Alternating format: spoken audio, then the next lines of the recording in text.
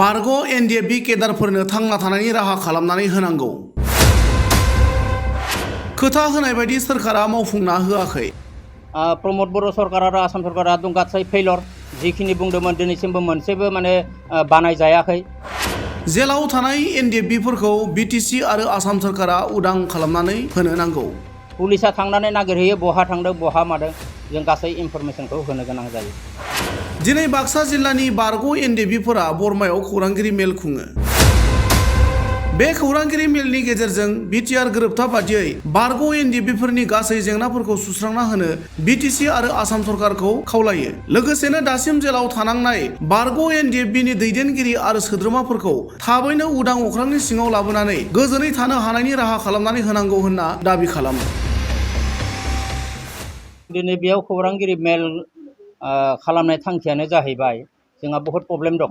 प्रब्लेमा ओरैबायदि जिखिनि जोंनो सरकारा माने सुक्ति होदोंमोन खोथा होदोंमोन बै खोथा होनाय बायदियै दिनैसिमबो माने मोनसेबो मावफुङाखै।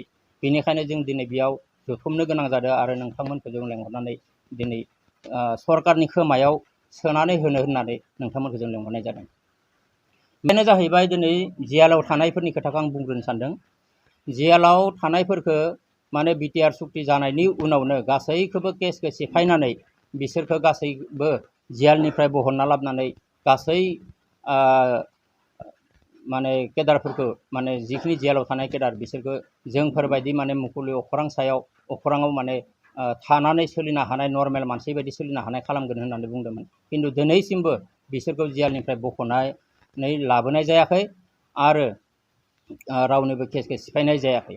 बेनिखायनो आं खावलायो आसाम सरकार आरो बिटिसि सरकार प्रमद बर' सरकारखौ आं खावलायो माने बिथांमोननि जेलाव थानायखौ बहननानै लाबोनांगौ आरो बिथांमोननि जिखिनि केस दङ गासैखौबो माने सेफायनानै थाबैनो बिसोरखौबो जों बायदियै बा गासै सोद्रोमाफोरा जिबायदिहाय माने उदां अख्रां सिङाव थादों बेबायदि बिसोरखौबो थाहोनो नांगौ आरो बेखिनिखौनो आं खावलायो। दा बेयो जाहैबाय जों थांनानै थानायनि थाखाय जोंनो माबा मोनसे इसोरा संस्थापन होनो होन्दोंमोन सरकारा। बेखौ दिनैसिमबो जोंनो जेबो संस्थापन जों मोनाखै आरो जिखिनि एनडिएफबि दङ एक्स एनडिएफबि केडार दङ गासैबो जिखिनि माने रिहेबिलिटेसन होबाय बेखौ गासैबो मोनजोबाखै आरो मोनजाबिफोरा जायफोरा मोनाखै बिसोरो थाबैनो बिसोरनोबो होनांगौ आरो जिखिनि जोंनो संस्थापन होनो होन्दोंमोन बेखिनिखौ जोंनो होनांगौ। बेबायदिथ' जों होनाय नुवाखै। खोनादों ओरैनो सानै साथामसोनो होदो होननानै नाथाय गासैबो मोनजोबाखै। बेयाव गासैबो मोनजोबनांगौ। जिखिनि माने 5,000नि सायाव दङ बिसोर गासैबो मोनजोबनांगौ। बिसोरनि दुखुदिया न'खरफोरा बे 5 लाखखौ मोनोबा एसे एनै सहाय जागोन। सोरबा माने ओरैबायदि दुखुआव गोलैनानै दङ माने खुगादो बुंथावा आरो माने ओरैबायदि दुखुआव गोलैनानै दङ। बेखिनि फैसाखौ मोनोबा हयथ' बिसोरो एसे एनै सोलिनो हानाय जानोबो हायो सोलिलांनो हागोन आरो बेखौ बयबो मोनजोबनांगौ मुंख्लं न'खरफोरा। बेयावथ' प्रमद बर' सरकार आरो आसाम सरकारा दं गासै फेलर जिखिनि बुंदोंमोन दिनैसिमबो मोनसेबो माने बानायजायाखै। जिखिनि जोंखौ बुंदोंमोन जे 2024नि सिगांनो माने जोंनो माबा मोनसे संस्थापन होनो होन्दोंमोन। 2024नि सिगांनो गासै केडारा माने ओंखारबोगोन जेलनिफ्राय गासै केसा बायजोबगोन होननानै बुंदोंमोन नाथाय दिनैसिम बेफोरो मोनसेबो जाफुङाखै।